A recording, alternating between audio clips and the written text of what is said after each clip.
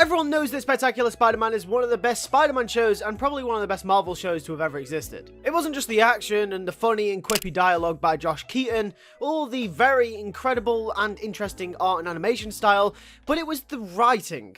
It was all the intricate and woven plot points and how Peter Parker's life could be affected by every angle of the episode, and how the episodes all seemed to tie into one another and affected Peter in various different ways.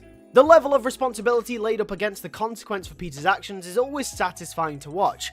One of the many examples, and in my opinion the best example of this, is during the third episode of the series, Natural Selection. The first 3 episodes of the series introduced many different elements to Peter's life that all came to blows during the third episode. There were 3 key elements to all of this. 1, Aunt May's struggle to pay the bills drove Peter to seek out a job at the Daily Bugle, taking pictures of Spider-Man. Number 2, Peter's relationship with Gwen and Eddie is a main focal point, and they really emphasize how important these 2 characters are to Peter. And 3, Peter's lab job with Dr. Kirk Connors is a result of his high performance at school under Professor Warren. All of these things coupled together, along with the fact that Dr. Connors ended up becoming the Lizard in episode 3, meant only one thing. Peter had a choice, and it was a difficult choice to make.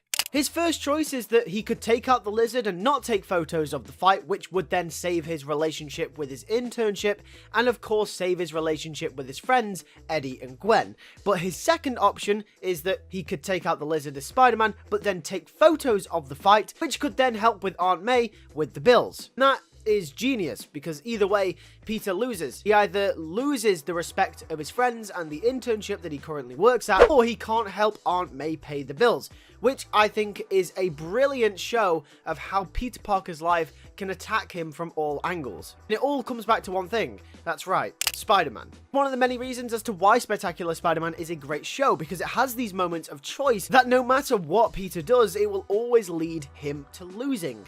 Now, all of this mastery was orchestrated by a man known as Greg Weisman. Greg Weisman is the figurehead behind all of these stories, and it's fair to say that he knows what he's on about. Well, at this point, you're probably questioning the video's title. What is this sacred thing that is so close to Spectacular Spider-Man coming in 2024? Well, come March this year, specifically March the 8th, we will get a comic book called The Spectacular Spider-Man, written by, of course, none other than Greg Weisman. Along with Ultimate Spider-Man, Spider-Man comics are absolutely winning this year. Well, sort of. We still have the Amazing Spider-Man, but yeah, we ignore that. But why will this be the closest thing that we could possibly get to a Spectacular Spider-Man Season 3? Well, here is the idea. Because that Weisman is taking writing credit, and that a lot of these interconnected stories that made Spectacular Spider-Man the fan favorite that it ended up being will be present in this book. Which means the level of responsibility, the idea of choice, and the idea of consequence will all be main themes throughout this book if Weisman is to bring his experience and writing style from Spectacular Spider-Man into this brand new comic book. And the premise that we've got for this book as well is actually perfect for this kind of storytelling.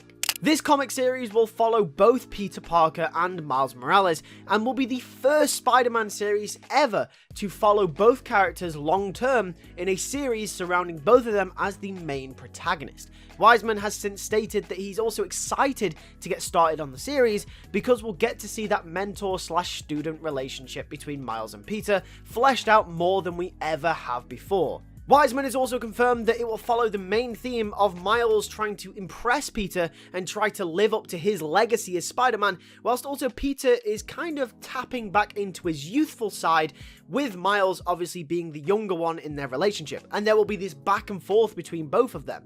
And I think that's really interesting because it could create a really cool dynamic and potential for a really good series. I imagine, giving Weisman's track record with Spectacular Spider-Man, that we can expect some of the narrative aspects from that show to make its way over into this comic book. I imagine one of the stories will probably have Peter having to choose between protecting Miles' youthfulness whilst also trying to train him up at the same time to become the Spider-Man like he is.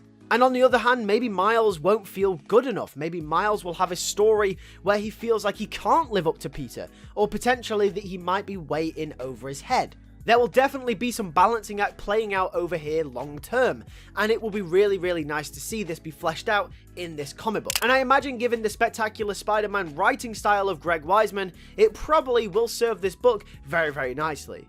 And the most interesting thing is that we've never actually seen this play out long term before, despite many movies and shows trying to emulate the Miles-Peter dynamic. None of them, other than Into the Spider-Verse, have really delved into it that much. We've also had comics like Spider-Man and Miles and Peter crossing over into each other's comics before, but they were only temporary or a few issues long. It's really going to be cool to see a long-term series tackle this theme. Some people might say, oh well, Marvel Spider-Man 2 kinda did the same thing between Peter and Miles, but I'd argue that a lot of the mentorship and kind of Peter teaching Miles was kind of left out of the story. Marvel Spider-Man 2 takes place 2 years after Miles gets bitten by the spider, so he's already a very fleshed out Spider-Man. Plus, a lot of his growing into becoming a Spider-Man was done in his own game where Peter was barely present. Either way, I believe that this comic, especially with Greg Weisman behind it, will be great for Spider-Man, and it'll be a great way to see a similar sort of writing style to Spectacular Spider-Man finally come back. And that's what we've all wanted, right? We've all wanted season 3 for such a long time,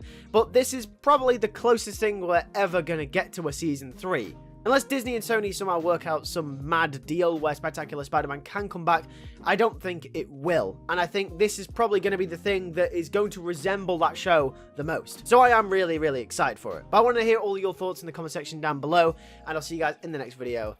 Take care and peace.